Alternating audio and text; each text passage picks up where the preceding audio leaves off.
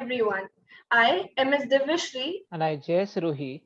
of students of Delhi Metropolitan Education, welcome you all to the day one of this two-day symposium on decoding the Union Budget 2022 to 2023. I also welcome all our viewers who are watching us live on Facebook. DME, in its pursuit of providing world-class education to its students and training them to develop and enhance their skills, organizes various flagships, events, and initiatives of the school, which include BJ Varghese Lecture Series, Peer-to-Peer FDP, International Film Festival SIFI, International Conference ICANN, Vritika Convention of Media Students, and newly added in the list, VIS, Vibrant India Series. As a tradition, DME Media School organizes this two-day symposium on Union Budget so that the students can understand various aspects of the budget and understand the contemporary economic developments in the country. Union Budget keeps the account of the government's finances for the fiscal year that runs from 1st April to 31st March. According to Article 112 of the Indian Constitution, the Union Budget of a year, also referred to as the annual financial statement, is a statement of the estimated receipts and expenditure of the government for that particular year. The overall goal of the Union Budget is to achieve quick and balanced economic growth while ensuring social justice and equality.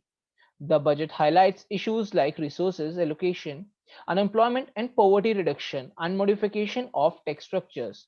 This two-day symposium is aimed at helping the audience understand the budget. On the first day of the symposium today, Professor Dr. Amrish Saxena, Dean DME Media School, and Mr. S. Vikram, Assistant Professor DME Media School, will address the gathering. Dr. Amrish Saxena is an internationally acclaimed media professional, researcher, author, anchor, political analyst, film enthusiast. In DME, he is working as a professor and dean of the DME Media School, director of DME Studios and Production, director coordinator of IQAC, and director of international relations. A media professional with diversity, Dr. Saxena has worked on all media platforms, print, radio, TV, films, and digital media for 40 years. In print, he has held senior positions in the Pioneer, Our Leader, Aaj and Amrit Prabhat newspapers. In radio, he has been anchoring business program Market Mantra on All India Radio FM Gold since 2001. In TV, he has worked with Vinod Dua for Parak News magazine on Doordarshan. In films, he has done projects of Film Division and NFTC. Mr. S. Vikram has completed graduation from JNU, Masters in Mass Communication, UGC NET qualified. He has 7 years of diverse teaching experience and can communicate effectively in Russian. He is an avid reader and has polymatic interest. I now request Professor Dr. Amrish Saxena, Dean DME Media School, to address the gathering. Thank you, Devashri.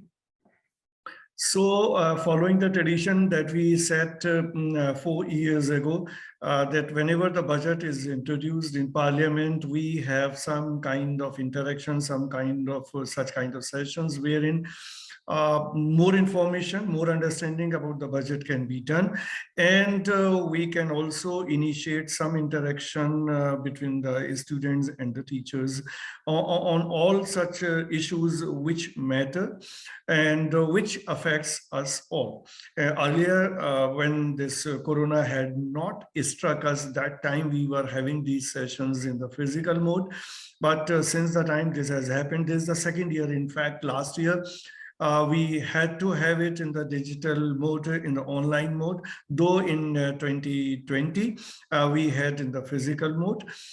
So there's a second year when we are having it in the digital mode, this interaction. Now, there are certain basic things which we must understand as far as the budget is concerned. And I'm not talking about any such thing wherein any expertise is involved, because we have an audience, all students are there. There might be certain number of students who are not at all well versed about the budget or the economic aspect, and I mean all related things. And certainly there would definitely be some students who are into it, who would have studied economics or any allied subject as one of the subjects in their 12th standards, 11th and 12th standards. And in BJMC also, we talk about in the first semester only, there is this contemporary media paper wherein one unit is only on the economic issues, and that is one unit which is very much is being taught these days in the first semester. So for the first semester students, obviously whatever is to be deliberated upon in this session, that will be directly of use. But beyond this, as a citizen, each one of us should try to understand what this budget is about, because budget is something which affects everybody, even the last person in the society, even that person is affected. So we must look into as to what this budget is. But before looking into what this particular budget is, Union Budget 2022-23, but what exactly is the budget? Like if we try to understand this in the layman's language, budget is something like, even if we are making it at our own level, whether we are earning it or not earning, if any one of the student, suppose if you have certain expenditure in a month, the expenditure might be in terms of your studies, like you are buying a book or buying some stationery or buying any such product which is of your personal use, or whether you are paying the fee or your pocket expenses, any kind of expense that you do and that you can anticipate, that you can plan. There are certain things which happen which you can never anticipate, though in the budget for that also there has to be a provision. So say for instance, looking into account the basic needs that you have as a student in a month's time. You calculate that this is coming around 2,000 rupees, 2,500 rupees or 3,000 rupees or something. And suppose you get some money from, obviously you have to get that money from your parents because you are not earning. Now your parents are providing you 2,000 rupees and your expenditure that you have planned is of 3,000 rupees. So now there is a mismatch. You are getting, you're not earning, but then you're getting for your spending 2,000 rupees and your expenditure is of 3,000 rupees. Now, in such a case, you have two possibilities. What you have to do, you have to cut short your expenditure and you have to bring down that 3,000 expenditure to 2,000 rupees so that whatever you are getting and you are spending accordingly. The other way out could be that you feel that the 3,000 rupees cannot be reduced because that's a very basic thing. But your parents do not have the means to give you more than 2,000 rupees. Now, what will you do in that case? There are again two options before you. One, that you do some part-time, earn 1,000 rupees. Whether you, nowadays a lot of options are available. You do something online, you start doing content writing or whatever, you start teaching the kids and you earn something even while remaining home and all. So you earn 1,000 rupees. So that 2,000 rupees from your parents, 1,000 you earn, and that is how you manage the expenses of 3,000 rupees. Suppose if even that not possible, you are not in a position of earning something, then what will you do? And then your expenditure is very much there. What will you do? You will take debt from somewhere. आपने अपने किसी दोस्त से उधार ले लिया, किसी रिश्तेदार से उधार ले लिया, और ये उधार लेके आपने जो 1,000 का जो बैकलॉग था, जो शॉर्टफॉल था, वो आपने पूरा किया. And you made this plan. Now this is all part of your budget. तो तुमने ये तय किया कि तुम 3 महीने तक अभी अर्न नहीं कर सकते, अभी तो एग्जाम है, तुम्हारे पास पढ़ाई के बाद टाइम ही नहीं है कि तुम कुछ और काम कर पाओ, कुछ अर्न कर पाओ, बट एक्सपेंडिचर इज देयर. तो तुमने क्या किया? 1,000 रुपए उधार लिया. अब 1,000 रुपए तुम्हें किसी से, एक फ्रेंड से आपने उधार लिया 1 महीने. नाउ वो फ्रेंड तुम्हें बार बार तो उधार नहीं दे सकते, उसके भी एक्सपेंडिचर हो सकते हैं. आपने दूसरे महीने में बी फ्रेंड से उधार ले लिया. तीसरे महीने में सी फ्रेंड से उधार ले लिया। इस तरह से आपने 3, 4, 5 महीने काम चलाया। तब तक 5 महीनों में आपने ये प्लानिंग की कि ये जो 5,000 मैं रुपए ले रहा हूं 5 महीने तक अपने दोस्तों से, कि मैं वापस कैसे करूंगा। तो आपको एक कुछ प्लान बनाना पड़ेगा। उसको प्लान क्या आप बनाएंगे? आप प्लान ये बना सकते हैं कि चलो अभी ये मेरा एग्जाम निकल जाएगा, उसके बाद मैं कुछ काम कर लूंगा और मैं महीने में 2,000 रुपए कमाऊंगा 3 महीने के बाद, तो एक 1,000 रुपए में हर महीने एक फ्रेंड का वापस कर दूंगा। ठीक है, एक तो ये तरीका हुआ। एक और तरीका हो सकता है इसको मीट करने का एक्सपेंसेस को। एक तरीका ये हो सकता है कि अब आपको कोई उधार देने वाला भी नहीं है, आपके पास काम करने का भी टाइम नहीं है, आपके पास अर्न करने के एवेन्यूज नहीं है। तो आप क्या करेंगे? आप ये करेंगे कि आप अपने कुछ एसेट्स को बेच देंगे। ठीक है, आपके पास घड़ी है और आपने सोचा कि चलो 3-4 महीने बाद मैं नौकरी करूंगा तब दोबारा खरीद लूंगा। आपने अपनी घड़ी बेच दी, 2,000 रुपए ले लिए, 3,000 रुपए कमा लिए, अपने 3 महीने का एक्सपेंस निकाला, उसका नौकरी शुरू की और उसमें से आपने पैसा सेव किया, 5 महीने 6 महीने अपनी घड़ी खरीद ली। तो आपने अपने एसेट्स बेच के काम चलाया। ठीक है, तो जब भी आपके अर्निंग में और आपकी इनकम में और आपके एक्सपेंडिचर में मिसमैच है, तो या तो आप अपना खर्चा घटाएंगे या अपनी आमदनी बढ़ाएंगे। आमदनी नहीं बढ़ा सकते तो आप उधार लेंगे, उधार भी नहीं ले सकते तो आप अपने एसेट्स बेचेंगे। ठीक है, लेकिन ये आपको प्लान करना पड़ेगा सारा जितना मैंने बताया। तो ये जो आपने पूरा प्लान किया, ये है आपका बजट, राइट। इसी तरह से भारत सरकार भी अपना बजट बनाती। तो budget is in fact a financial statement of the revenue and the expenditure. तो जैसे आपने अपना बजट बनाते हैं, ऐसे ही भारत सरकार पूरे देश का बजट बनाती है। तो बजट जब बनाएगी, जैसे हम ये जो बजट है 2022-23 का, तो अब इस बजट में इन्होंने, भारत सरकार ने क्या तय किया कि कैपिटल एक्सपेंडिचर पे इतना खर्च करेंगे, एजुकेशन पे इतना खर्च करेंगे, हेल्थ पे इतना खर्च करेंगे, सारा बना लिया। ठीक है, उसके बाद उन्होंने देखा कि जितना ये खर्चा हम करेंगे, एक्सपेंडिचर करेंगे, क्या इसके लिए हमारे पास रेवेन्यू इतना आ रहा है। सपोज भारत सरकार ने तय किया कि वो जो इस फाइनेंशियल ईयर 22-23 में 1 लाख करोड़ रुपए खर्च करेंगे और जो एक्सपेक्टेड रेवेन्यू है इस फाइनेंशियल ईयर में वो 80,000 रुपीज का ही है। 80,000 1 लाख करोड़, 80,000 करोड़ रुपीज का ही है और वहां 1 लाख करोड़ रुपीज का खर्चा है, एक्सपेंडिचर है। अब आपके पास 20,000 करोड़ रुपीज का शॉर्टफॉल। अब ये भारत सरकार कहां से लाएगी? तो जो मैंने बताया आपको, बहुत आपका अपना एग्जाम्पल देके, तो अब आप क्या करेंगे? आप भारत सरकार क्या करेगी? जो शॉर्टफॉल है उसमें कुछ कंपेंसेट करने के लिए उधार लेगी। भारत सरकार कहां से उधार ले सकती है? भारत सरकार किसी इंटरनेशनल एजेंसी से उधार ले सकती है, IMF वर्ल्ड बैंक के पास जाके उधार ले लेगी। ठीक है, बट वो जो उधार होगा वो स्पेसिफिक प्रोजेक्ट्स के लिए होगा। सपोज आपको सड़क बनानी है, सपोज आपको और भी पब्लिक इंफ्रास्ट्रक्चर डेवलप करना है, तो आपको वर्ल्ड बैंक से उधार मिल गया उसके लिए, प्रोजेक्ट के अगेंस्ट में। या आप किसी डेवलप्ड कंट्री के पास जाएंगे जो आपका फ्रेंडली कंट्रीज है, जो आपको उधार देने को तैयार हो, आप उससे उधार ले लेंगे। फिर भी आपका पूरा नहीं पड़ रहा तो आप क्या करेंगे? आप रिजर्व बैंक से कुछ पैसा उठा लेंगे, जो अभी भारत सरकार कर रही है लगातार, वहां से पैसा ले लेंगे। या भारत सरकार भी बैंकों से उधार लेती है, जैसे कि आप उधार लेते हैं कि आपने मकान खरीदने के लिए बैंक से लोन ले लिया, गाड़ी खरीदने के लिए लोन ले लिया, इसी तरह से भारत सरकार भी बैंकों से लोन ले लेती है।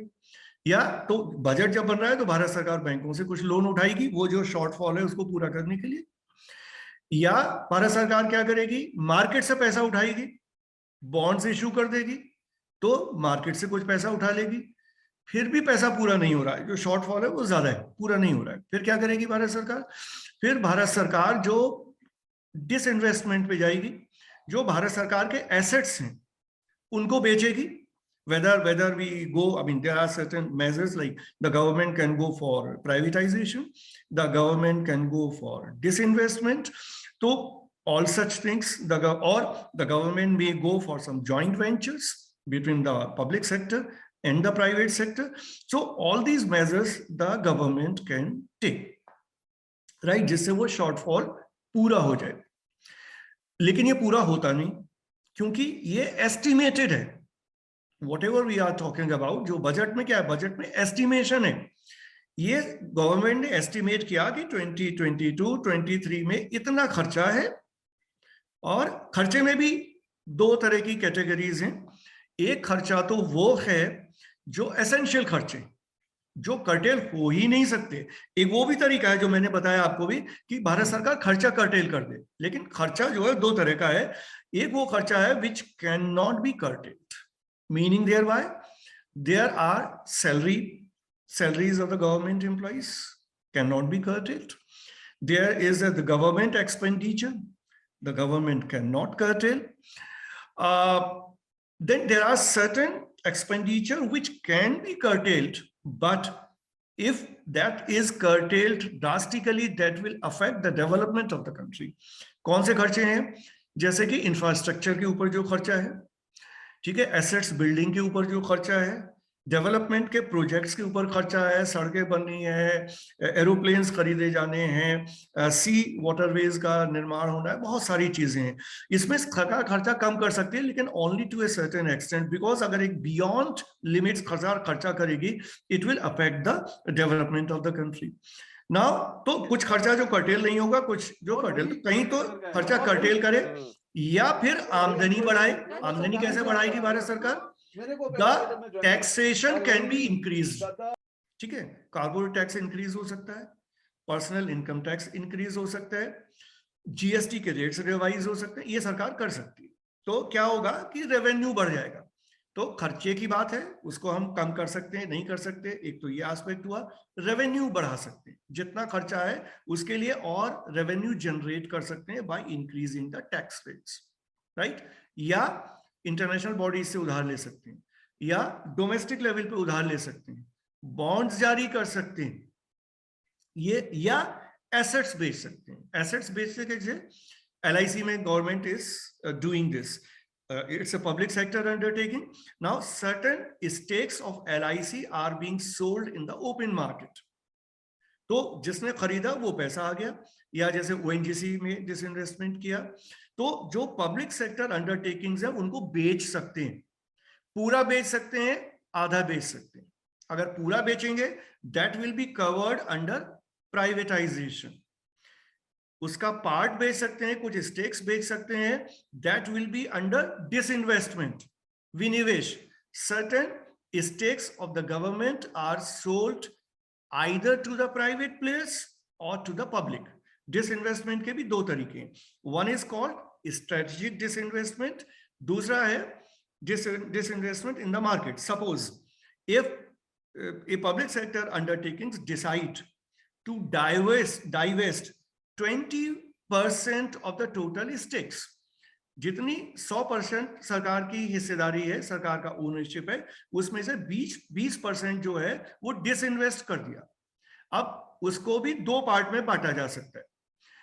The government can decide कि 10% तो हम स्ट्रेटेजिक पार्टनर को बेचेंगे. स्ट्रेटेजिक पार्टनर का मतलब हुआ कि LIC ने, for instance, I am not going by exact statistics, but example है, 10% में क्या किया कि LIC ने किसी और डोमेस्टिक ऑर्गेनाइजेशन को कहा कि जो चाहता है वो अपना intent they, intent of interest show करे, उसको दे दें. तो सपोज रिलायंस ने 10% ले लिया, सपोज अडानी ने ले लिया, सपोज अंबानी. तो वो हो गया स्ट्रेटेजिक डिसइन्वेस्टमेंट, जहां पर एक certain percentage of the stakes in the public sector undertaking is sold to one entity. वो उस एंटिटी ने 10% ले लिया. दूसरा 10% क्या किया, उन्होंने कहा कि IPO ले आते हैं. IPO is initial public offering, जिसे हम सामान्य भाषा में शेयर कहते हैं स्टॉक मार्केट में. तो the organization can bring an IPO, it can be floated in the stock market, in the Bombay stock exchange, in the national stock exchange, और वहां से वो शेयर बेच के आपने ओपन मार्केट से पैसा उठा लिया. तो 10% आपने स्ट्रेटेजिक सेल से उठाया, 10% आपने स्टॉक मार्केट से उठा लिया. तो वो 20% जो आपने बेचा, वो जो पैसा आया वो एक्चुअली यूज होना चाहिए उस पब्लिक सेक्टर अंडरटेकिंग के डेवलपमेंट में, उसकी ग्रोथ में, उसके एक्सपेंशन में। बट भारत सरकार क्या करती है, because that is how this whole disinvestment is always questionable. So what the government does, government जो 20% पैसा आया उसको अपने रेवेन्यू में दिखा देती है, बजट में। तो बजट में जो शॉर्टफॉल है उसको यहां से कंपेंसेट करती है। हालांकि इसमें बहुत डिस्प्यूट है कि ये सही तरीका है या नहीं है, क्योंकि सरकार ने दिखा दिया अपने रेवेन्यू में, तो जो रेवेन्यू में शॉर्टफॉल, जो रेवेन्यू और एक्सपेंडिचर का अंतर है वो लगता है कि कम हो गया। लेकिन ये डिसइन्वेस्टमेंट का जो अपोजिशन है वो इस आधार पे है कि वो सपोज मेरे एक जेब में 1000 रुपए हैं, दूसरे जेब में 1000 रुपए हैं, और मैंने तय किया है कि जो राइट पॉकेट में मेरे 1000 रुपए हैं उनसे मैं ये खर्चे करूंगा, और जो लेफ्ट पॉकेट में 1000 रुपए हैं उनसे मैं ये खर्चे करूंगा। अब क्या हुआ, जो मैंने राइट पॉकेट में 1000 रुपए रखे थे उसके अगेंस्ट में मेरा खर्चा हो गया 1200 रुपए। तो मैंने क्या किया, लेफ्ट पॉकेट में से 200 रुपए निकाल के राइट पॉकेट में रख दिया। वो मेरी रेवेन्यू नहीं है, मेरी इनकम नहीं है, एक जेब से निकाल के दूसरी जेब में मैंने रख दिया। तो that is how this whole policy of disinvestment is criticized, कि आप इस तरह से है जैसे, अगर मैं आपको एक पर्सनल एग्जांपल दे रहा था, फिर से अगर पर्सनल एग्जांपल दूं, आप समझिए आपके पास 2 मकान हैं और आपकी नौकरी चली गई कोरोना में, आपके पास नौकरी नहीं है, आपके पास आमदनी नहीं है, खर्चा उतना ही है जितना था। अब आप खर्चा अपना मीट ही नहीं कर पा रहे हैं, तो आपने एक मकान के 2 हिस्से किए और आधा बेच दिया। वहां से आपने पैसा कमाया, वो काम चलाया, 1 साल हो गया, आपको फिर भी नौकरी नहीं मिली, तो आपने जो आधा हिस्सा मकान का बचाया था वो भी बेच दिया, उससे कमा लिया। फिर साल भर काम चलाया, फिर नौकरी नहीं मिली। तो इसका मतलब क्या हुआ, आप अपने घर का सामान बेचते जा रहे हैं, और आपकी चूंकि आमदनी है नहीं, तो आपका खर्चा 2 साल बाद फिर आप वहीं के वहीं हैं। तो ये भारत सरकार उसी तरह का काम करती है कि बेचते जा रहे हैं, जब सब बिक जाएगा फिर खर्चा कैसे चलाएंगे।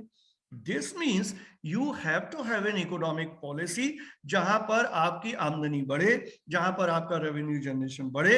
उसके लिए जरूरी है कि एम्प्लॉयमेंट जनरेशन हो, उसके लिए जरूरी है कि ज्यादा से ज्यादा लोगों को नौकरियां मिले, उसके लिए जरूरी है जब ज्यादा लोग नौकरी करेंगे ज्यादा टैक्स का कलेक्शन होगा, ज्यादा उनके पॉकेट में पैसा होगा, ज्यादा खर्च करेंगे, जब स्पेंडिंग करेंगे तो एक्चुअली मैन्युफैक्चरिंग सेक्टर को बूस्ट मिलेगा। So this will result in an overall growth of the economy, right. और इकोनॉमिक्स को अगर आपको समझना है, जिन लोगों को लगता है कि डिफिकल्ट सब्जेक्ट है, मैंने कोशिश की बहुत आपको इजी एग्जांपल्स देने की। जब भी आप अगर इकोनॉमिक्स को समझना चाहते हैं तो बहुत सिंपल है, economics is nothing but simply A balancing of different activities. जितनी एक्टिविटीज हम सुबह से शाम तक करते हैं, हम मेट्रो में आए, हमने मेट्रो का टिकट लिया, यहाँ आए कैंटीन में कुछ खा लिया, तो जितना भी हम दिन भर करते हैं वो उनकी एक्टिविटीज का लेखा जोखा, कि इसमें हमने 10 रुपए खर्च किए, इसमें 5 रुपए खर्च किए, दिन में 20 रुपए खर्च हुए, महीने में इतने खर्च हुए, तो फिर हमने इतने कमाए, उसमें इतने। तो ये बहुत ही सिंपल था, तो यही भारत सरकार करती है, इसमें कोई बहुत बड़ा काम नहीं है। बस ये है कि फिगर्स बहुत बड़ी बड़ी होती हैं क्योंकि पूरे देश का बजट होता है। So this is all about the budget, right? You very simplest terms में I try to explain you. Now talking about this particular budget, मैं उसकी इंट्रिकेसी में अभी नहीं जा रहा, वो विक्रम सर आपको बताएंगे। जो हमारा बजट है, जैसे this union budget which we say 2022-23, this is an estimation of the possible expenses and possible revenue collection.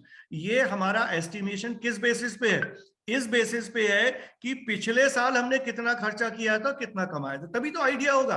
आप महीने में 3000 का खर्चा करते हैं, 2000 कमाते हैं, तो आप 1 लाख करोड़ का हिसाब नहीं लगाएंगे ना। तो पिछले साल क्या हुआ, पिछला मतलब 21-22 में क्या हुआ था, आप कितना एस्टिमेशन था आपके रेवेन्यू का, कितना एस्टिमेशन था खर्चे का, कौन सा ईयर, 21-22। तो एक फाइनेंशियल ईयर आपको ये देखना पड़ेगा पिछला, उससे पिछला भी देखना पड़ेगा, ये भी 2022-23, इससे पिछला आपको देखना पड़ेगा 21-22, उससे पिछला देखना पड़ेगा 2021। 3 फाइनेंशियल ईयर को समझना पड़ेगा, और हर एक financial year is divided into 4 quarters.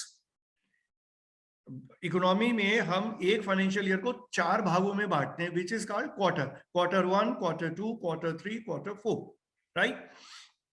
तो जब हम 22-23 का बजट 1 फरवरी को पेश हो गया, फाइनेंशियल ईयर कब शुरू होगा? 1 अप्रैल को शुरू होगा। तो जब आप जनवरी में सरकार बजट बना रही है 22 में, तो 21 और 22 का फाइनेंशियल ईयर पूरा नहीं हुआ है। फाइनेंशियल ईयर कौन सा पूरा हुआ है? 20-21 का। तो 20 और 21 का जो फाइनल पिक्चर होगी रेवेन्यू और एक्सपेंडिचर की, वो हमारे पास है। 21-22 की जो पिक्चर है वो पार्शियली हमारे पास है, दिसंबर तक की तिमाही की है, मतलब फर्स्ट 3 क्वार्टर्स ऑफ 2021-22 वो हमारे पास है। पूरी पिक्चर नहीं है, पूरी पिक्चर है 20-21 की। तो 20-21 की हम देखेंगे एक्सपेंडिचर रेवेन्यू की क्या स्थिति थी, और ये 9 महीने की देखेंगे, इसके आधार पर बजट बनेगा। और बजट बनने से पहले एक और एक्सरसाइज हर साल होती है, सरकार करती है, विच इज कॉल्ड द जो व्हाट इज दैट कॉल्ड, हम पूरा जैसे भी 31 को हुआ, 31 जनवरी को जो पूरा एक स्टेटमेंट भारत सरकार देती है कि where do we stand as far as the this economy is concerned and public policy with regard to economy is concerned. और फर्स्ट को बजट देती है। पहले 28 फरवरी को बजट आता था, लेकिन इधर कुछ सालों से सरकार ने 1 फरवरी को कर दिया है बजट। क्यों कर दिया है? Because as I told you the financial year starts on 1 April. तो अगर 1 फरवरी को बजट आया तो 1 महीने का टाइम लगभग लग जाता है सारा प्रोसीजर पूरा करने में। पेश हुआ, डिबेट हुआ, पास हुआ, और फिर वो एग्जीक्यूट हुआ, 1 से 1.5 महीना लगता है। तो before the next financial year 22-23 starts, before that the 2022-23 का बजट तैयार है। पहले ये दिक्कत आती थी, जब 28 फरवरी को होता था तो अगला फाइनेंशियल ईयर शुरू हो जाता था, बजट पास ही नहीं, मतलब पूरा प्रोसेस कंप्लीट नहीं हो पाता था। तो फिर वो बड़ी प्रॉब्लम थी, उस प्रॉब्लम को इस सरकार ने दूर कर लिया है, which is a good step taken. दूसरा जो अच्छा काम इस सरकार ने किया है कि पहले जो मेन बजट होता था, यूनियन बजट, और जो रेलवे का बजट होता था, वो अलग अलग आता था। अब वो बजट एक ही में मर्ज कर दिया। These are the 2 good things, very pragmatic steps taken by this current government. So this is about, I told you about very basic things about budget. Now I will request Vikram to take the session forward and make his presentation as he is prepared PPT, so that the discussion remains on focus. Following his talk, we will take up questions from the students, and we will wind up the session at 1:30. So this has to be kept in mind by everybody. Yeah, over to you, Vikram. Thank you, sir. Thank you so much. Welcome all professors, my colleagues, and dear students. Here I am with my presentation on understanding the budget 22-23. Welcome to the two-day symposium where we are trying to decode the Union Budget 22-23. So along with that, we are also trying to understand what is the government's financial plan amidst this ongoing pandemic, which we have just been into, and we have just trying to coming out of the 3rd wave, which we have just seen. Let us move on. So just to start, what do we understand by the term budget itself? The word budget is derived from a Middle English word that is budget, which came from a French word, another French word, which was used for a leather bag, which was in fact used to keep money, where you can collect the money which you have earned and you can spend the money. So that was used for that bag. And to look at the term itself, it has nowhere been mentioned in the Constitution as such, but it is the popular name of what is known as an annual financial statement that has been dealt in the Article 112 of the Indian Constitution. Also, this budget is a statement of the estimated receipts and expenditure of the government of India in a financial year. As just told, every financial year begins on 1st of April and ends on 31st March of the next year. Just to understand what this annual financial statement means, it is the overall budget actually, and which contains the estimates of revenue and capital receipts which the government has received during a financial year. It also tells us about what are the ways and means which government is planning to raise revenue. It also gives us the estimates of expenditure which the government is planning to spend in the coming financial year.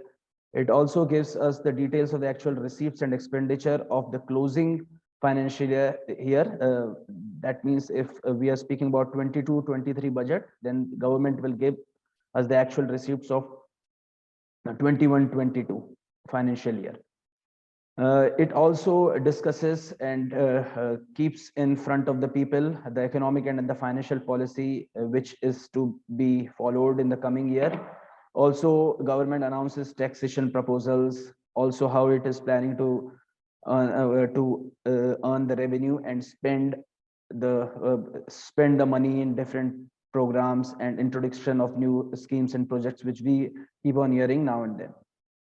Then to move forward, just to understand how this whole enactment of a budget happens, it happens in these 6 stages. If we look at it, first of all, what we understand as the budget is the budget speech of the finance minister, where the budget is presented in front of the parliament. It is laid in the parliament and it is presented in front of the nation.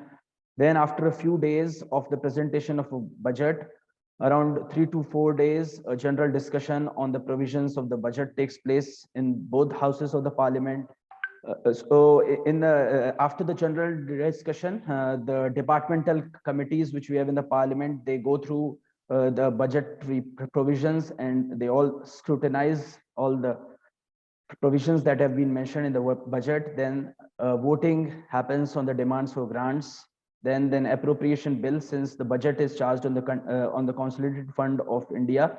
So an appropriation bill is passed. Appropriation bill is after passing of an appropriation bill. The finance bill is placed in the parliament, and after the passing of the financial bill, the whole budget comes into effect. So I just want to present some interesting fact. The first budget of India was introduced on April 17, 1860. It was done by James Wilson, who was a Scottish economist and politician. Later on, he went on to establish this magazine you might have heard, The Economist, and he was also the founder of Standard Chartered Bank. So you can understand how important person he was at that moment. The budget was presented in front of the British Crown. Then in independent India, the first finance minister was R.K. Shanmugam Chetty, who presented the budget on 26th November. It was just for a period of 7 months. The most interesting part of that budget was there were no tax proposals were there in it. Then during the tenure of C.D. Deshmukh, a historical change took place. That was the budget was first time presented in English as well as in Hindi. Moving on, Indira Gandhi was the first woman to present the budget. While she was Prime Minister, Morarji Desai was her finance minister, but she took that charge from him. And that is how she became the first woman to be presenting the budget.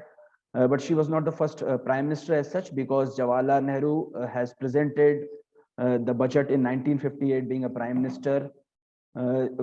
Just some another interesting fact that Morarji Desai, who was finance minister with 2 prime ministers, Indira Gandhi and Jawaharlal Nehru, he had presented the budget most number of times, that is 10 times.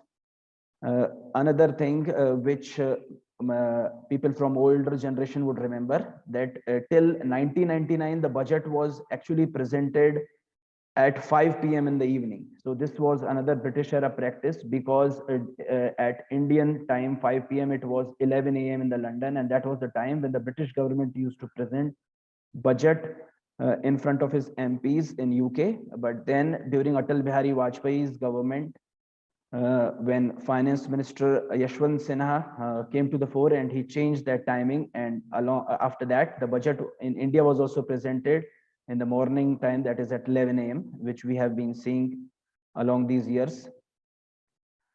Till 2017, as sir has already mentioned, government of India used to have two budgets. One was the railway budget and the another one was the general budget. This railway budget and general budget was separated in 1924 after the recommendations of Ackworth Committee, that is old time in history. There were some different reasons that the committee gave, but just to simplify things, the government planned to integrate the budget again. So now onwards we only see a single budget, which is also understood as union budget. There is an interesting fact about the date. Earlier, what used to happen, the budget used to happen on the last day of February. So sometimes the budget was even presented on 29th February, and it was also called a leap year budget. But after 2017, Arun Jaitley, the late finance minister, started presenting the budget on the first day of February. As sir has already mentioned the reasons which makes government work simplify regarding budgetary provisions. Nirmala Sitharaman, as we already know, is the current finance minister. She has also been the first full-time woman finance minister. She has also changed one more tradition, that is of carrying the budget in a briefcase or a suitcase. When in 2019, she carried the budget papers in a red cloth, and then on we have seen since last year she had been presenting the budget by reading it from her tab. Also, there is an interesting part to the whole budget, the budget presentation, and that is the halwa ceremony, though it was not organized this year because of the COVID restrictions. Instead, the ministry distributed sweets among the employees. So these are some interesting facts. One more thing to understand about the budget is the economic survey. So this is again an old tradition of economic survey, which has been presented since 1950-51. Until 1964, it was presented alongside the budget, but now on we see that it is presented before the budget, as it was presented on 31st January. It is an important document which informs us about the whole roadmap for the economy, and it also tries to set the tone of the actual budget. It also helps us to understand what government has achieved in the previous financial year. Along with this, it is also an understanding that what government would be doing in the coming years. So this survey is actually developed by the economic divisions of Department of Economic Affairs, which is headed by the Chief Economic Advisor. We are not going much into detail of the economic survey because we already have so much to discuss about this union budget. To start with the budget, the main highlights which we have seen during the budget presentation was that the government has estimated the growth rate to be at 9.2%, and it is to be the highest among all the large economies we have throughout the world. So it is again a very ambitious estimate. Government also has highlighted that because of the productivity link incentive scheme, as it is known as PLI schemes, government plans to create 60 lakh new jobs in 14 different sectors. As we know, unemployment has been an issue and has been in news because of the whole pandemic situation. Government has also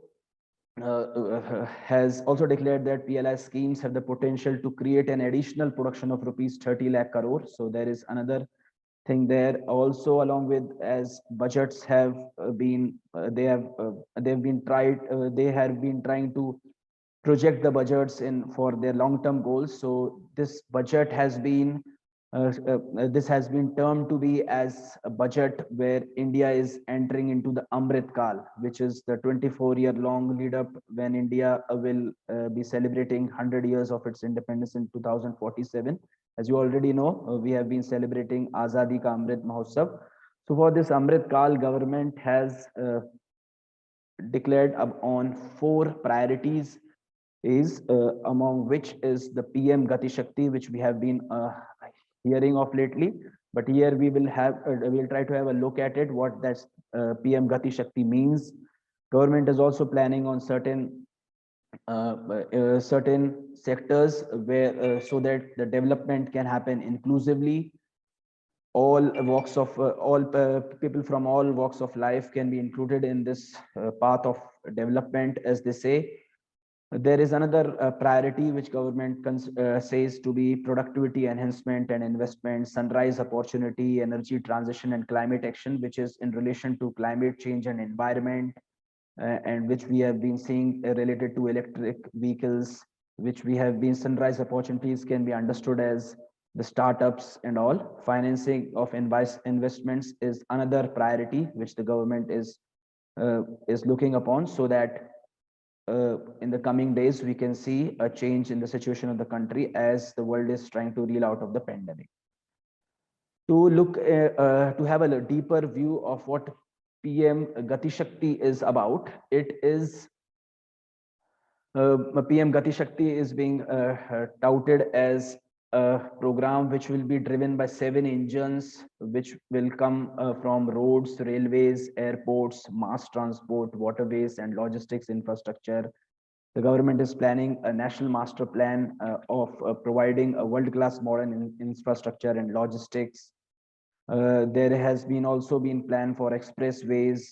There is a target of taking national highways in 2020 to 23 to up to completing of 25,000 kilometers. There is also about developing mobility stack for seamless travel of passengers. They are planning on multimodal logistics pass through PPP mode as well in this financial year. Along with this, in the PM Gati Shakti, government is also planning to integrate postal and railway networks so that the parcel movement can be facilitated. There is another plan in the railway sector, which is one station, one product, in which government plans to support local businesses in important stations. There is another technology that is coming into railways, which is known as Kavach, where government is trying to implement technologies so that accidents can be prevented. 400 new generation Vande Bharat trains are in the pipeline. There is also a plan regarding to mass urban transport, and the new one, which is also known as Parvatmala, that is national ropeways development, so that sustainable alternative to conventional roads can be done in hilly areas. Also, government is planning to build on infrastructure projects so that different capacity the country can be built on different capacities. To move on into the inclusive development sector, agriculture, as we know, is one of the important sectors in which plays an important role in economy. Government is planning to make 2.37 lakh crore direct payment to farmers by procuring wheat and paddy.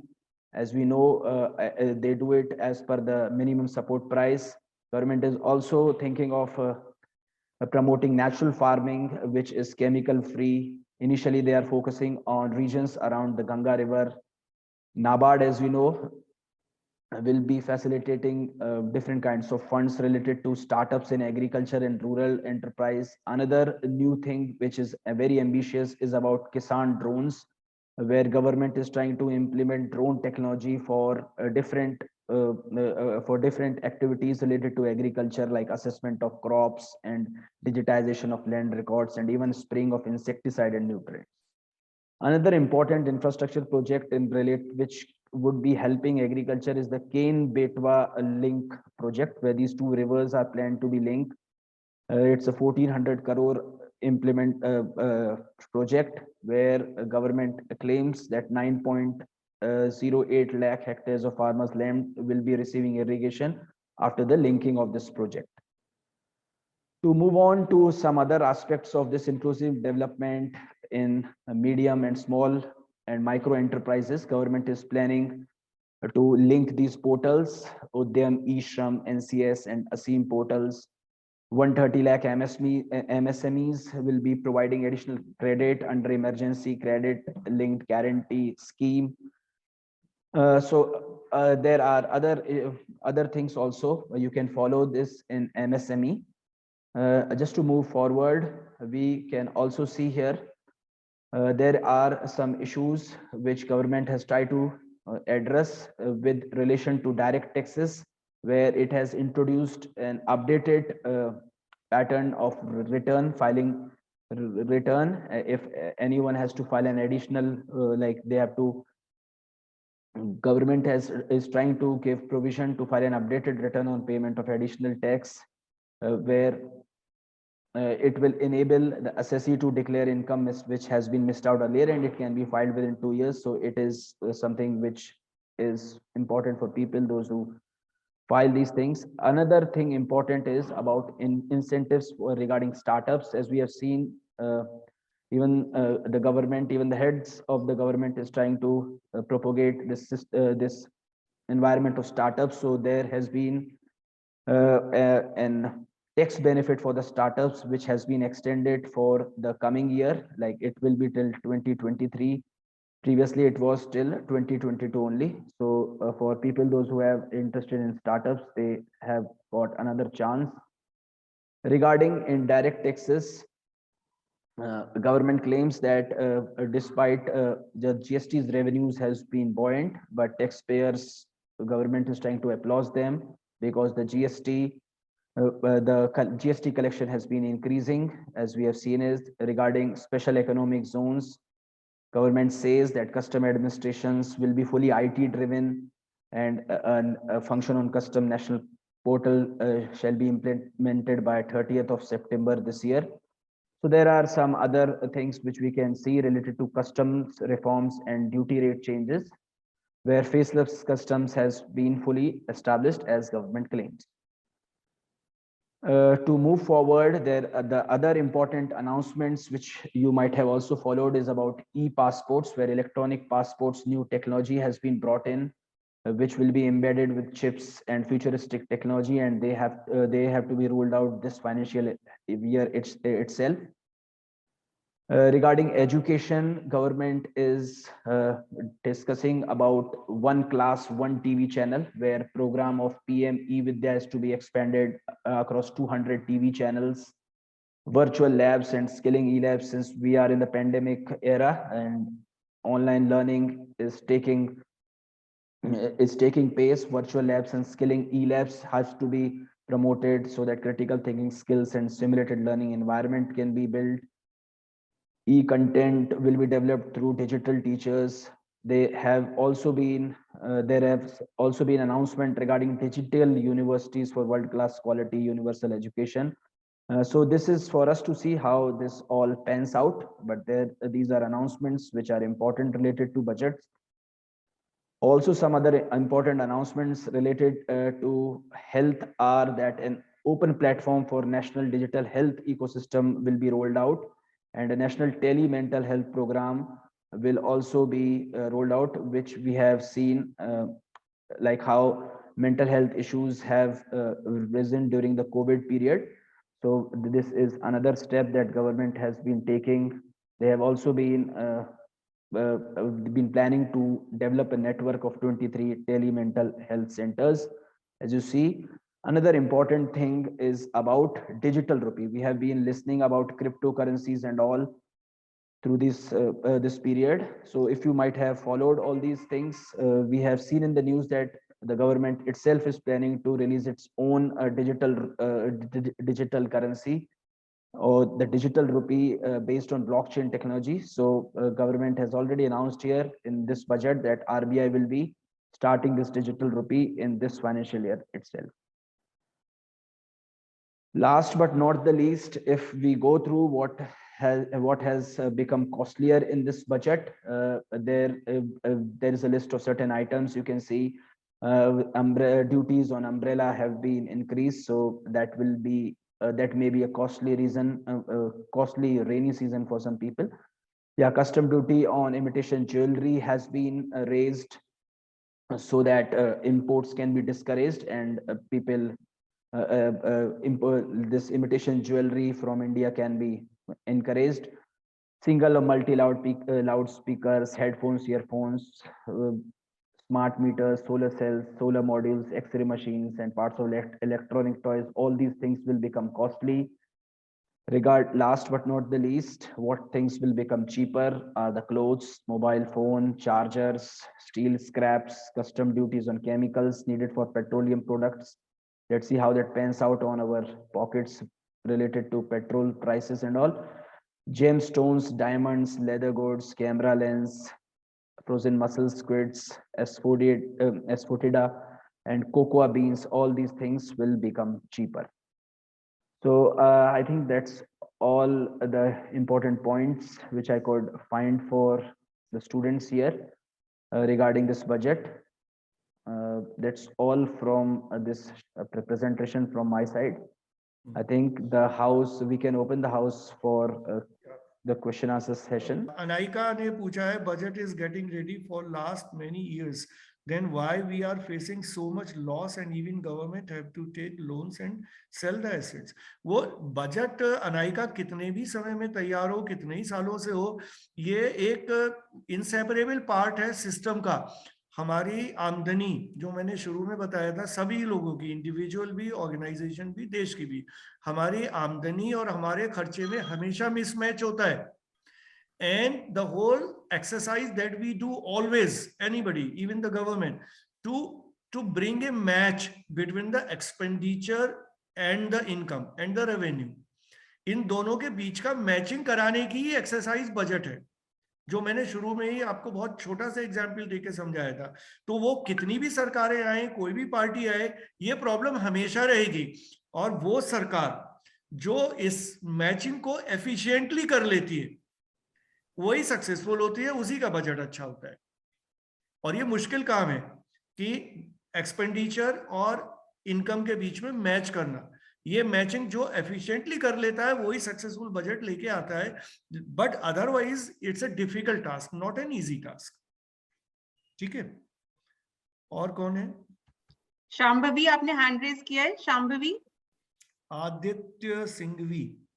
Is this conspiracy of the government that they will launch digital rupee as Indian crypto and simultaneously, क्या लिखा है, and simultaneously? नहीं, crypto currency कोई conspiracy नहीं है. Conspiracy is a very hard word. Crypto currency को लेके सरकार ने क्लैरिटी नहीं दी है, टैक्स लगा दिया है. ये थोड़ी सी प्रॉब्लम है. Crypto currency is in fact neither legal nor illegal. The government has not acknowledged cryptocurrency. If the government would have acknowledged cryptocurrency, the government would have come with a law on this. तो भारत सरकार इसके बारे में कोई कानून नहीं लाई है. चूंकि कानून नहीं लाई है, तो जो हो रहा है वो इलीगल नहीं है. बट ये जो पूरे ट्रांजैक्शंस हैं, डुबियस हैं, ठीक है, इन संदेहास्पद हैं, सस्पिशियस हैं, और लोगों ने क्रिप्टो करेंसी में मतलब ह्यूज मनी बनाया, बहुत पैसा बनाया, लाखों करोड़ों रुपए लोगों ने बना लिया है. लेकिन रिस्की है, और रिस्की था, तो जो लोग रिस्क लेते हैं उन्होंने पैसा बना लिया. जिसको समझ में आया कि क्या है, बना लिया. भारत सरकार को जब समझ में आया कि क्रिप्टो करेंसी में लोग पैसा बना रहे हैं, तो उनको एक रेवेन्यू कलेक्शन की संभावना नजर आई, तो भारत सरकार ने उस पर 30% टैक्स लगा दिया. लेकिन भारत सरकार ने क्रिप्टो करेंसी को लेके आज तक कोई पॉलिसी नहीं बनाई. तो कॉन्स्पिरेसी नहीं, but it's a flaw in the system. आप, भारत सरकार ने एक सिस्टम को एक्नॉलेज नहीं किया, उसको लेके कोई पॉलिसी नहीं बनाई, कोई लॉ नहीं बनाया, लेकिन टैक्स लगा दिया. This is actually the problem with crypto currency. और डिजिटल करेंसी को लेके तो मैं भी अभी बहुत क्लियर नहीं हूं कि डिजिटल करेंसी में गवर्नमेंट ऑफ इंडिया क्या करने जा रही है. That is something which is yet to understand. अगर कोई समझ सकता है, कोई बता सकता है, विक्रम से लेके कोई और, एनी फैकल्टी मेंबर, कि the government proposal of digital currency is leading to where and what exactly is being done in the digital. दोनों अलग बातें हैं. क्रिप्टो करेंसी पे टैक्स एक बात है, और इंट्रोडक्शन और launch of the digital currency दूसरी बात है. यहां पर you have to understand one thing. There is a difference between digital currency and digital transactions. We all are doing digital transactions, but we have not been using digital currency because this is being introduced now by the government. How it will be introduced, in what form and shape, and how it will benefit us or not benefit us, this is yet to be understood by a person like me. If anyone has any understanding on this, is welcome to speak on this. एक और जो सवाल आया है वो है joint venture का. Joint venture is a joint enterprise, joint project of the government and the private sector. Public sector और private sector मिलके जो venture लगाते हैं, that is part of the joint venture. Joint venture में stakes तय हो जाते हैं, कितनी सरकार की हिस्सेदारी होगी, कितनी प्राइवेट सेक्टर की हिस्सेदारी होगी, जो रेवेन्यू कलेक्शन होगा उसमें किस तरह का शेयरिंग होगा. तो ये बेसिकली जॉइंट वेंचर है. ठीक है, इसमें बहुत सारे तरीके हैं. Within this, like there is one very easy example which I can give to everybody's easy understanding, is like we have this system of PPP model. ठीक है, पब्लिक प्राइवेट पार्टनरशिप. जैसे कि हाईवेज में सरकार को एक highway बनाना है, सरकार के पास उतने रिसोर्सेज नहीं है, तो सरकार किसी भी प्राइवेट प्लेयर को इन्वॉल्व कर लेती है, वो हाईवे बनाता है और उस सरकार और उसके बीच में एक एग्रीमेंट हो जाता है. उसके हिसाब से वो 10 साल 20 साल whatever term could be there, वो अपना टोल लगा के अपना पैसा वसूलता है. तो अगर उसकी प्राइवेट प्लेयर्स ने जो भी पैसा लगाया, सपोज उसने 40 करोड़ लगा दिया हाईवे बनाने में, फिर वो 10 साल तक 10 टोल बूथ बना के वहां से पैसा लेगा और अपना 50 करोड़ लगाया और 100 करोड़ बना लेगा. उसका फायदा हुआ. सरकार का फायदा क्या होता है कि उसको हाईवे बनाने में खर्चा नहीं करना पड़ा, और सरकार क्या करती है, सरकार लैंड अवेलेबल करा देती है. वो सरकार का इन्वेस्टमेंट हो गया, सरकार लैंड उसको दे देती है सड़क बनाने के लिए. आफ्टर 10 ईयर्स और 20 ईयर्स टोल खत्म हो जाता है और वो जो एसेट बना, जो इंफ्रास्ट्रक्चर बना, वो इस देश की प्रॉपर्टी हो जाता है. So this is one example. So similarly, joint ventures can be set up and they are workable. उससे ये कि सरकार के पास जो रिसोर्स क्रंच होता है, वो प्रॉब्लम सॉल्व हो जाती है प्राइवेट प्लेयर्स को इन्वॉल्व करने पे. और कोई सवाल है? Shambhavi Shri, why budget are always made a budget for deficit? ये budget will always be deficit. जो लगातार मैं बार बार बता रहा हूं, डेफिसिट तो रहेगा ही रहेगा. कभी भी हो नहीं सकता कि सड़कें बनानी है, अब आपके पास पैसा नहीं है तो आपने 2000 किलोमीटर बनाई, थोड़ा और पैसा आ गया तो आपने कहा चलो 3000 किलोमीटर बना देते हैं, और हो गया 5000. लेकिन रिक्वायरमेंट आपकी हमेशा 10,000 किलोमीटर की और बना आप 4000 किलोमीटर है. तो आपने सोचा ये जो गैप है इसको जल्दी पूरा करते हैं. सरकार ने सोचा तो चलो हमें जितना पैसा है उसके हिसाब से हम 4000 किलोमीटर ही बना सकते हैं. लेकिन सरकार को लग रहा है कि 10,000 किलोमीटर बनाना है, गैप बहुत है, तो चलो 2000 किलोमीटर एक्स्ट्रा बनाते हैं. अब क्योंकि डेवलपमेंट फास्ट करना है, अब वो डेवलपमेंट फास्ट करने के चक्कर में टारगेट बढ़ा दिया, पैसा है नहीं, तो वो डेफिसिट हमेशा ही रहेगा. Deficit, what the government does, deficit को लेके बता दो, व्हाट द गवर्नमेंट डज और any government should do, the government should try to contain the deficit, to keep the deficit under control. तो डेफिसिट को हम कैलकुलेट करते हैं in terms of the percentage of the GDP. GDP का कितना percent हमारा deficit है. Deficit अगर ज्यादा हो रहा है then this is alarming to the economy. अगर डेफिसिट हमारा कंट्रोल में है, 2% है, 3% है, then it's understandable. It is also a signal of a growing economy. अगर ग्रोइंग इकोनॉमी है तो डेफिसिट तो होगा, डेफिसिट आउट ऑफ कंट्रोल नहीं जाना चाहिए. और क्या सवाल है? Mansi, why there Good afternoon, sir. Sir, हाँ, actually, I couldn't frame my question very well in that it was an autocorrect typing error. क्या है So बताओ? I just wanted to ask you that why isn't there any reduction in the income tax for middle class people? Like we had very much of expectations from this budget that. ठीक है, अभी मैं आज ही खबर पढ़ रहा था. ये सीबीडीटी के चीफ ने कहा. सीबीडीटी जानते हो? Sir, I've heard of it. I mean, I don't know in detail. Central board of direct taxes, दो तरह के टैक्स होते हैं, डायरेक्ट टैक्सेस, इनडायरेक्ट टैक्सेस, ठीक है। तो एक बॉडी है जो हम कहते हैं CBDT, this is central board of direct taxes, ठीक है। इनके चीफ का एक स्टेटमेंट आया, ठीक है, जिसमें जवाब तुम्हें मिल जाएगा, इसीलिए भारत सरकार ने नहीं किया। अगर टैक्स के जो इनकम टैक्स में जो पर्सनल इनकम टैक्स है उसके अगर स्लैब सरकार चेंज करती, मतलब लोगों को रिलीफ दे देती, स्लैब्स अगर बढ़ा देती, टैक्स एग्जेम्पशन की जो लिमिट है बढ़ा देती, तो क्या होगा, क्या होता कि जो रेवेन्यू कलेक्शन है, इनकम टैक्स से जो रेवेन्यू कलेक्ट होती है उसमें डिप आ जाता, वो में कमी आ जाती। और इस समय पेंडेमिक की सिचुएशन है, डेवलपमेंट के टारगेट्स बड़े हैं और सरकार की स्पेंडिंग बढ़ गई है, और जो लोग पॉवर्टी में हैं उनको तरह तरह से हेल्प करनी है, पेंडेमिक से अफेक्टेड लोगों को हेल्प करनी है, इंफ्रास्ट्रक्चर को बिल्ड करना है, तो पैसा चाहिए। और अगर इनकम टैक्स के स्लैब कम कर देते, बढ़ा देते, और लोगों की एग्जेम्पशन और टैक्स की एग्जेम्पशन लिमिट बढ़ा देते, तो that would have resulted in a dip in the income tax revenue collection, and that is how the government decided not to increase the exemption limit or not to change the slabs. ठीक है? Okay, sir. Thank you so much.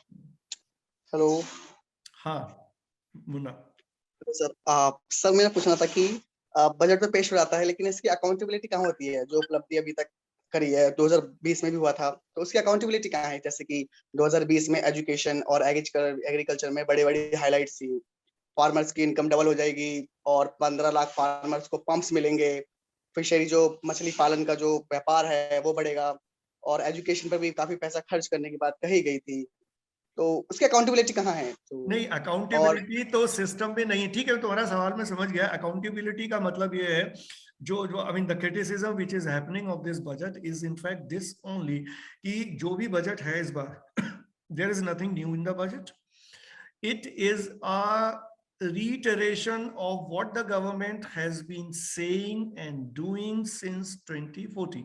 6 साल से वही बातें बार बार सरकार budget में कह रही है जो इस बार बजट में है। But what is meant by accountability, the term that you have used, what the government should have done, the government should have produced a report card कि 2015 में अगर एजुकेशन पे इतना खर्च किया था, व्हाट वाज द आउटकम, 17 में खर्च किया था, व्हाट वाज द आउटकम। तो जो पिछले 5 या 6 सालों में सरकार ने किसी भी हेड में खर्च किया, जो प्रोविजंस थे, उससे हुआ क्या, कितना इंफ्रास्ट्रक्चर बढ़ा एजुकेशन में, हेल्थ में, और whichever sector we talk about, the government has not done that.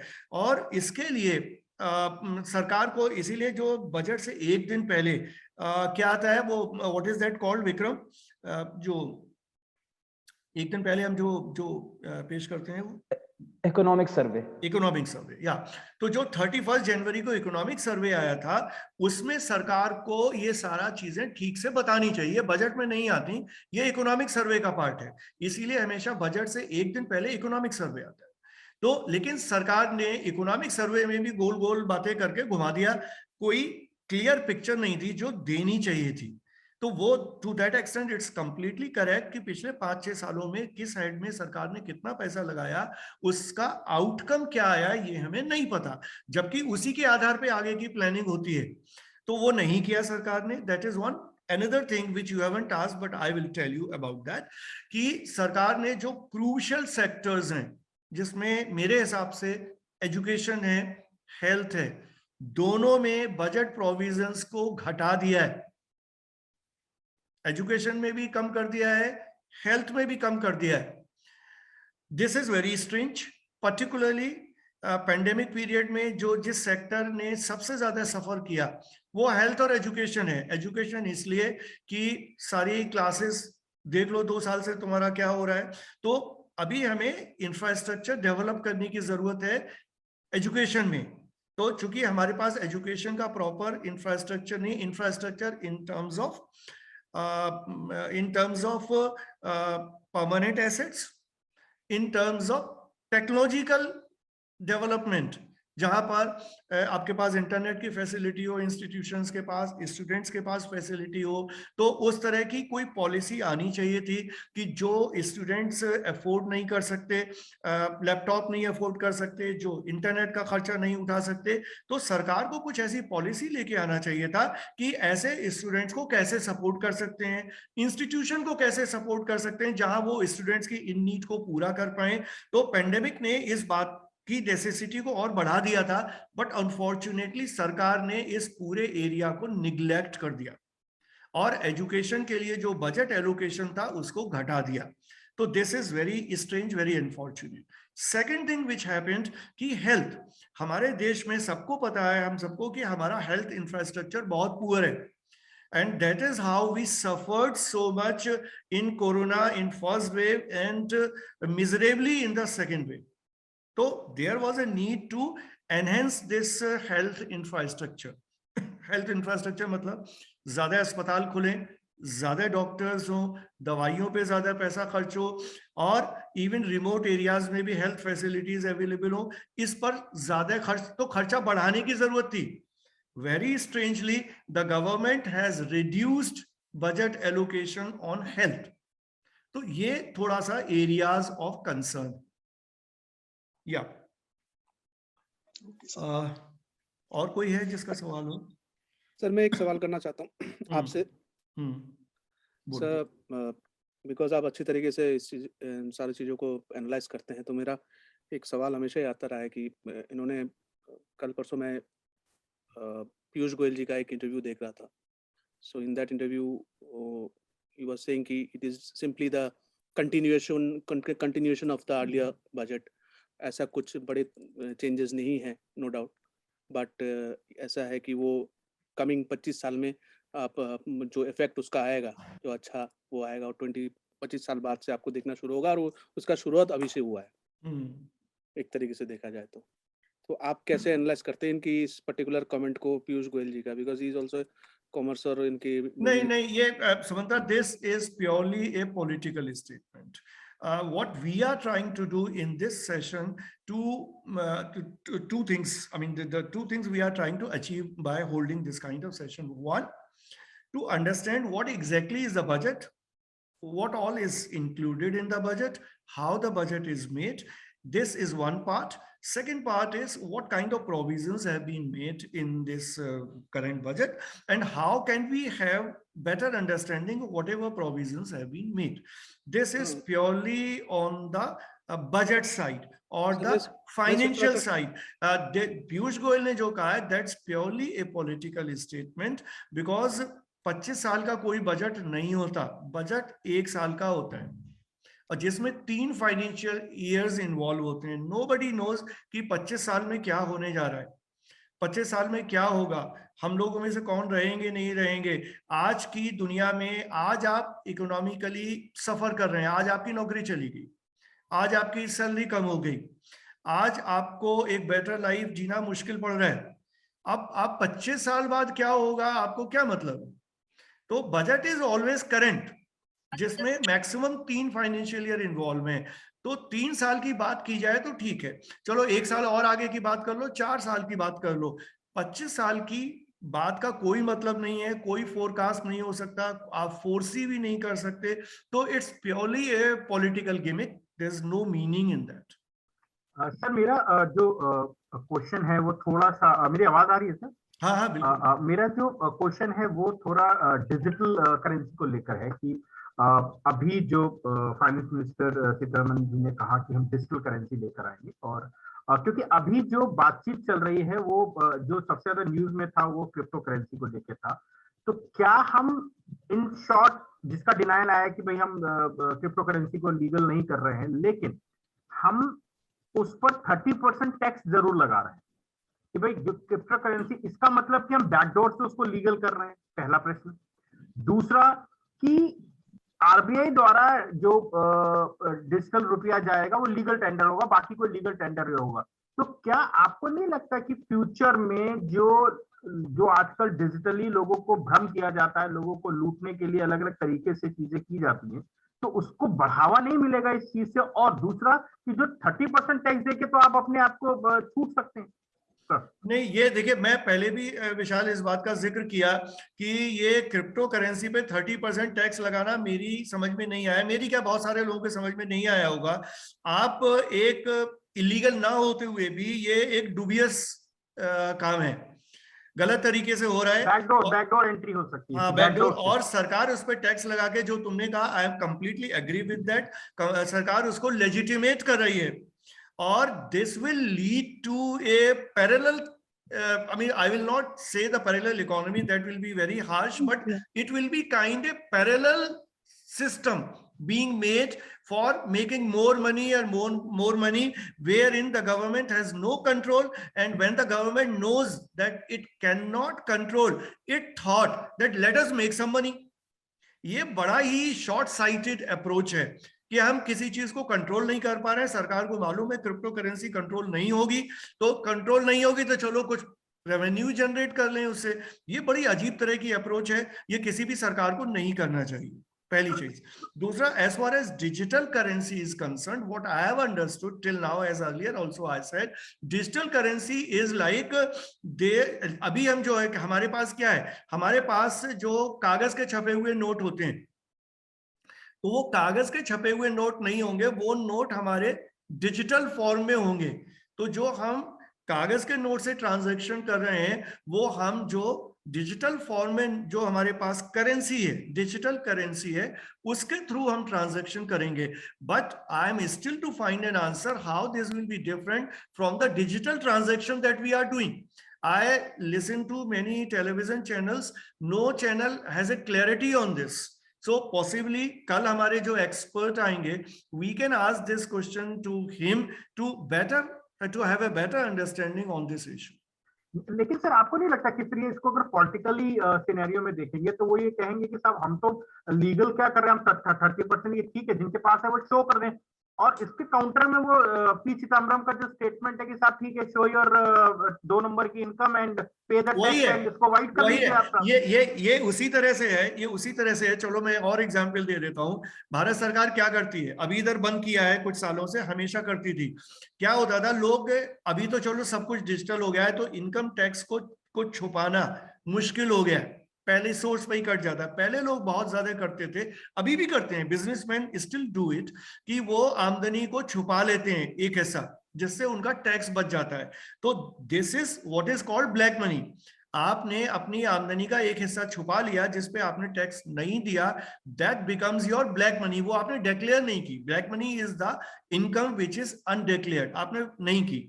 तो पहले बहुत सारे कारपोरेट्स भी करते थे, बड़े पैसे वाले लोग भी करते थे। तो क्या होता था कि बहुत बड़े लेवल पे ये एक्यूमुलेशन हो जाता था लोगों का पास वेल्थ का। इस तरह से सरकार जानती थी, तो सरकार ने क्या करती थी, हर दूसरे तीसरे साल सरकार एक पॉलिसी लेके आती थी। इफ यू रिमेंबर, सरकार कहती थी कि भाई जिसके पास ब्लैक मनी है डिक्लेयर कर दो, उस पर टैक्स दे दो, और एक सर्टेन अमाउंट का टैक्स ले लेते कि इतना टैक्स लगा दे रहे हैं, डिक्लेयर करो, टैक्स दे दो, और make your black money white.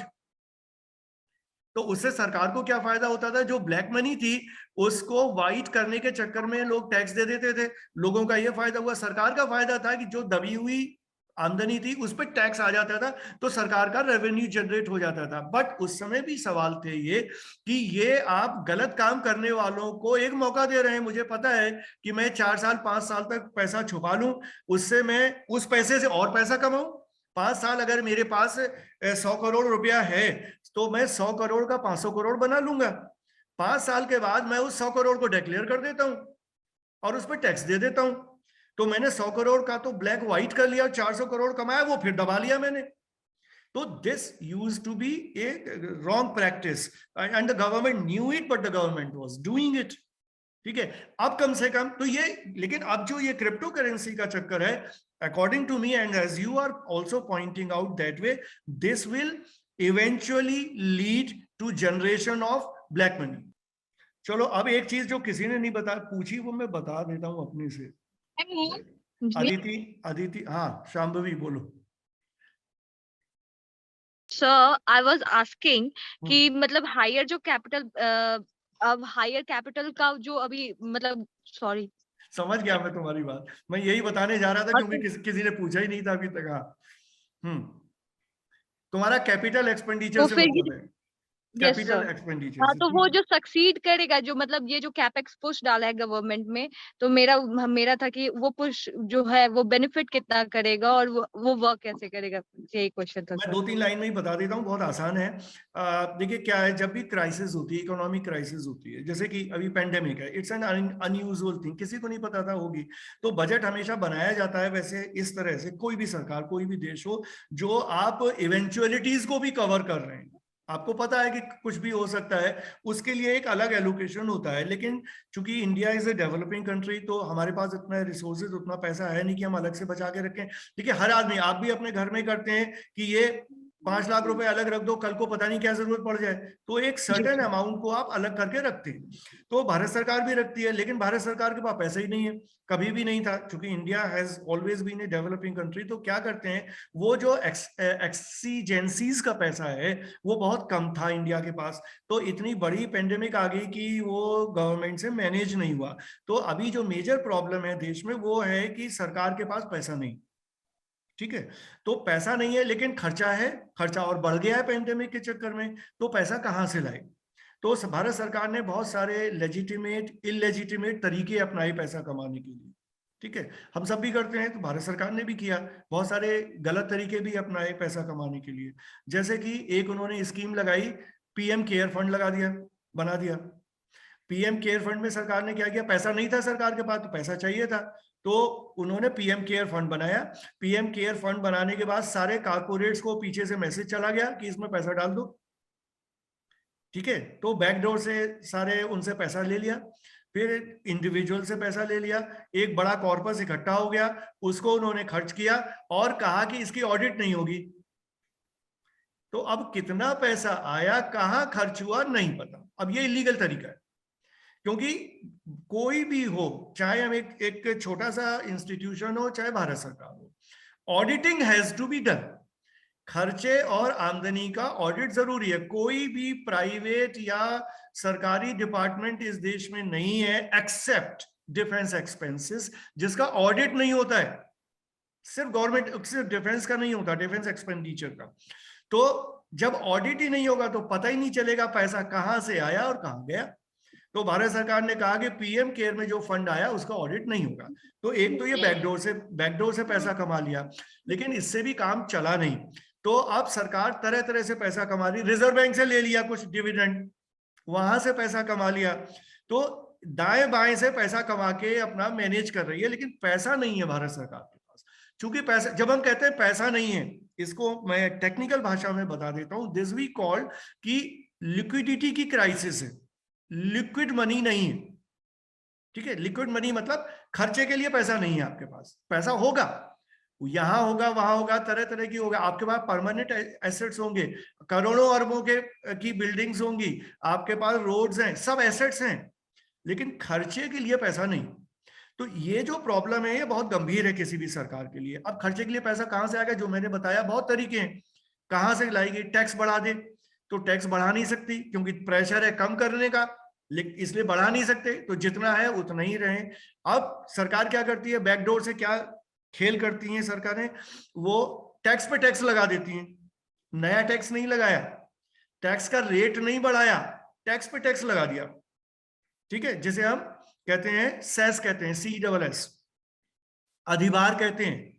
तो ये सरकार सेस से पैसा कमा लेती है, पीएम केयर से पैसा कमा लेती है, तरह तरह से पैसा कमाती है, जो वैलिड तरीके नहीं है वहां से पैसा कमाती है और किसी तरह से काम चलाती है, फिर भी नहीं है। और इस समय देश में सिर्फ एक प्रॉब्लम है, अगर आपको बजट समझना है या इस देश की इकोनॉमी को समझना है 2021 में, तो सिर्फ और सिर्फ एक बात समझनी पड़ेगी, वो है कि इस देश में एम्प्लॉयमेंट नहीं है। इस देश में एम्प्लॉयमेंट नहीं है, और लोगों ने अभी CMIE की रिपोर्ट देख लेना, ठीक है, ये सबको मैं सजेस्ट कर रहा हूं, CMIE, इसकी रिपोर्ट पढ़ लेना, अवेलेबल है, अभी गूगल करोगे मिल जाएगी। उस रिपोर्ट के हिसाब से देश में पहले से जितने अनएम्प्लॉयमेंट था और कोरोना पीरियड में जितना हुआ, 5,000 लोगों के पास, 5 करोड़ लोगों के पास एम्प्लॉयमेंट नहीं है। एक कंजर्वेटिव एस्टिमेट के हिसाब से इस देश में पिछले 2 साल में पेंडेमिक पीरियड में 2 करोड़ से 3 करोड़ जॉब लॉसेस हुए हैं। और पुराने जॉब्स जिन लोगों के पास जो अनएम्प्लॉयड थे उनको जोड़ लें तो ये फिगर, सीएमआई की फिगर चेक कर लो, अभी कोई कर ले इसी समय गूगल करके, 5 करोड़ के ऊपर है। तो जो 5 करोड़ बेरोजगार लोग हैं उनको नौकरी कैसे दी जाए, सरकार के सामने सबसे बड़ा चैलेंज यही है। लेकिन सरकार उसको उस तरह से नहीं कहेगी जैसे मैं कह रहा हूं इस बात को, क्योंकि वो सरकार का फेलियर माना जाएगा कि 5 करोड़ लोग बेरोजगार हैं तो सरकार कर क्या रही है। तो सरकार इसको लाउड एंड क्लियर नहीं बताएगी। लेकिन प्रॉब्लम यही है, अब इस प्रॉब्लम को हैंडल कैसे किया जाए। इस प्रॉब्लम को हैंडल करने का सिर्फ एक ही तरीका है जो सरकार ने करने की कोशिश की है, कितनी सफल होगी नहीं पता। सरकार ने कहा है सरकार जो इंफ्रास्ट्रक्चर पे खर्चा है उसको बढ़ाए, सड़कें ज्यादा बनाए, पुल ज्यादा बनाए, ट्रेन ज्यादा बनाए, इंस्टीट्यूशन खूब इंफ्रास्ट्रक्चर डेवलप करे। एक नई बिल्डिंग बनाने लगे, नई बिल्डिंग पे 10,000 लोगों को रोजगार मिल जाए तो क्या होगा। ये एम्प्लॉयमेंट जनरेशन का एक तरीका है जो सेंचुरीज से चल रहा है कि आप काम है नहीं एक्चुअली क्रिएट करना है। सड़क बनाने की जरूरत 2000 किलोमीटर ही है, लेकिन अगर सरकार 4000 किलोमीटर बनाएगी तो स्पेंडिंग बढ़ेगी, इंप्लॉयमेंट बढ़ेगा। तो सरकार ने जो तरीका निकाला है कि कैपिटल एक्सपेंडिचर बढ़ा दे। कैपिटल एक्सपेंडिचर का मतलब हुआ वो एक्सपेंडिचर जो बड़ी बड़ी चीजों पे खर्च होगा। ठीक है, तो नई बिल्डिंग बन रही है, नई सड़क बन रही है तो लोगों को खर्चा होगा, खर्चा लगेगा, उसमें लोगों को रोजगार मिलेगा। तो ये कैपिटल एक्सपेंडिचर एक तरीका है एम्प्लॉयमेंट को जनरेट करने का। एम्प्लॉयमेंट की बात सरकार ने नहीं की, लेकिन कैपिटल एक्सपेंडिचर में कितना है, 27,000 करोड़ या कितना रखा है perhaps. Yes, sir. According to CMI, 35.3% job rate, employment rate गिरा। मतलब उसके अकॉर्डिंग 15.3 मिलियन जॉब्स लॉस हुए। हाँ, लॉस हुए और पहले से जो अनएम्प्लॉयड और वो भी एडेड। हाँ, ठीक है। तो अब इसको करने के, इसके लिए सरकार ने कैपिटल एक्सपेंडिचर बढ़ाया है। फिगर देख लेना, अब मुझे अभी एकदम याद नहीं आ रहा, आई थिंक 27,000 करोड़ या कितना है, एक मिनट चेक कर लेना ये फिगर। तो जो ये कैपिटल एक्सपेंडिचर बढ़ाया, अभी कोई गूगल करके बताना चाहे तो बता दे, कैपिटल एक्सपेंडिचर जो सरकार ने बढ़ाया तो इसके लिए बढ़ाया। लेकिन अब क्या है कि जो इकोनॉमिक्स में चूंकि हजारों लाखों करोड़ों की हम बात कर रहे हैं तो इसमें बंगलिंग बहुत होती है। अब इतना बड़ा अमाउंट है तो उसमें एक्चुअल ये जो क्रिटिक हैं उनका कहना ये है कि ये आंकड़ों में, स्टैटिस्टिक्स में खेल किया गया है। ये एक्चुअली इतना कैपिटल एक्सपेंडिचर होगा नहीं, इसमें जो पुराना बकाया है वो भी जोड़ दिया है। ठीक है, जैसे उसका क्या मतलब हुआ वो बता दे। जैसे मनरेगा में एम्प्लॉयमेंट जनरेशन होता है पुरानी स्कीम में, ठीक है, तो मनरेगा में पिछले कई सालों से कई राज्यों में लोगों को पूरा पैसा नहीं मिला है, वो बैकलॉग चल रहा है, वो हजारों करोड़ रुपया है जो कि भारत सरकार को अलग अलग राज्यों को देना है। तो सपोज, एक हाइपोथेटिकल एग्जैक्ट फिगर नहीं है मेरे पास, सपोज भारत सरकार का पेमेंट करने के लिए 10 राज्यों को 10,000 करोड़ रुपए देना है, जो अभी नहीं दिया, जो देना है, जो ओवरड्यू है, उस पैसे को भी इधर जोड़ दिया और दिखा दिया देखो कैपिटल एक्सपेंडिचर। तो ये जो फिगर्स हैं ये रिलायबल फिगर्स नहीं है कैपिटल एक्सपेंडिचर की, दिखा दी गई है कि इतनी फिगर है। तो चूंकि इतना खर्चा सरकार एक्चुअल नहीं करेगी तो इसका मतलब उस ढंग से ना तो इंफ्रास्ट्रक्चर बनेगा, उस ढंग से ना ही एम्प्लॉयमेंट जनरेट होगा। ठीक है, तो I think we should finish it now. बाकी क्वेश्चंस हमें छोड़ देने चाहिए, कल जो एक्सपर्ट आएगा। मैंने तो तुम्हें लेमन अंडरस्टैंडिंग वाली चीजें बताई। इनकम टैक्स स्लैब का मानसी नागिया ने पूछा है, ये हमने बात कर ली। इसका अदिति अनु का है, why do we follow a budget for 1 year only, 1 साल का ही होगा अब तो दुनिया बदल गई है, 5 ईयर का जमाना चला गया, किसी जमाने में 5 ईयर प्लानिंग होती थी, अब हमारा जो प्लान पीरियड है वो भी 1 साल का है। तो और उसमें भी हम अलग अलग क्वार्टर की प्लानिंग करते हैं फाइनेंशियल ईयर में, एक क्वार्टर में मंथली प्लानिंग भी होती है। अगर फर्दर डिवाइड करें, सब डिवाइड करें तो 1 साल से ज्यादा का पीरियड नहीं हो सकता, लेकिन इससे कम भी नहीं हो सकता। कब तो विद इन दैट कम तो होता ही है, 4 क्वार्टर तो है, तो 3-3 महीने का तो सीधा सीधा फाइनेंशियल ईयर हमारा डिवाइड हो जाता है। और ये बहुत सारे क्वेश्चंस हैं, मैंने देखे नहीं थे अभी तक, but the time does not permit. Union and railway, क्या अनायिका ने क्या पूछा है, चलो मेरी समझ में नहीं आया, अब हम छोड़ देते हैं। बिकॉज विनायक ने पूछा, I had a doubt government also had made this thing budget that even if market falls investors है। देखो बहुत सारे इश्यूज है, मैं ले नहीं सकता, स्टॉक मार्केट के इश्यूज हैं। आई थिंक विनायक का जो क्वेश्चन है वो स्टॉक मार्केट से रिलेटेड इशू है, मैं नहीं ले सकता, टाइम डज नॉट परमिट। कल सुबह मेरा फर्स्ट ईयर में क्लास है, तो जो फर्स्ट ईयर वाले सवाल अभी पूछ रहे हैं ये कल मॉर्निंग में मेरा 9:30 क्लास है, तो बचे हुए सवाल उसमें पूछ लें, मैं वहां पे एड्रेस कर दूंगा। Today's session we have to close, so over to you, Devashri, to close the session. Yes, sir. Thank you, sir. Now I would like to call upon Professor Dr. Susmita Bala to conclude the session by her remarks. Thank you, Devashri. Thank you, Dr. Saxena and Mr. Vikram, to enlightening us about budget. Basically, understanding of the annual budget is important for all and especially the student, because it lays foundation for the growth and development of the people and the nation at large. This type of activity becomes more important for the aspiring journalists who will be analyzing the budget and such financial details in the years to come. The recently presented budget is the budget of hope, since it will help in bringing the economy back on track after the major jolt due to the pandemic. The promises are generally made in all the budget presentations, but the success of this one will depend on the intention, planning and execution. तो बहुत सारा लोगों के questions थे, बहुत सारी बातें हुई, और इम्पोर्टेंट ये है कि हमारा जो भी बजट है उसको बहुत माइन्यूटली आप लोग देख लेंगे और समझने की कोशिश करेंगे, क्योंकि जो आज का सेशन हुआ है वो उसके बाद just think about this and prepare for tomorrow session with lot of questions, क्योंकि कल जो एक्सपर्ट आपके पास आएंगे वो आपको बहुत सारे क्वेश्चंस का आंसर देंगे. So thank you, thanks to all of you for joining this session. Thank you. Thank you, ma'am. Just like Bala ma'am said, tomorrow, day 2 of the symposium, we will have the expert Dr. Sharat Kohli, founder and chairman of KCC Group, to address us from 12:30 p.m. to 1:30 p.m. Thank you, everyone. With this, I am Devashri. Take your leave for today.